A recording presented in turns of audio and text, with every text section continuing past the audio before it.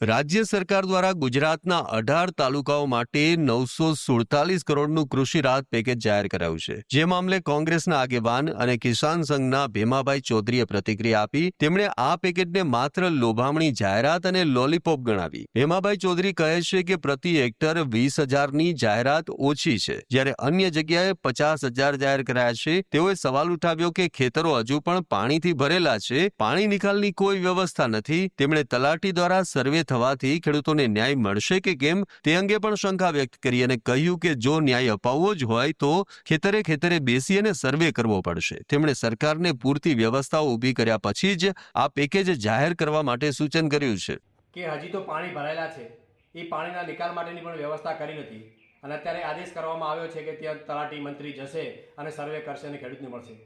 મને નથી લાગતું કે ખરેખર ખેડૂતને ન્યાય મળશે. ખરેખર જો ન્યાય અપાવવો હોય તો ત્યાં બેસી અને ખેતરે ખેતરે સર્વે કરવો પડે તો જ સાચા ખેડૂતને એનો ન્યાય મળી શકે. એટલે જે પેકેજ સરકાર જાહેર કરવામાં માહિર છે, પેકેજો જાહેર થાય છે, પરંતુ એની પાછળ જે તકેદારીઓ રાખવી પડે એ તકેદારી નથી.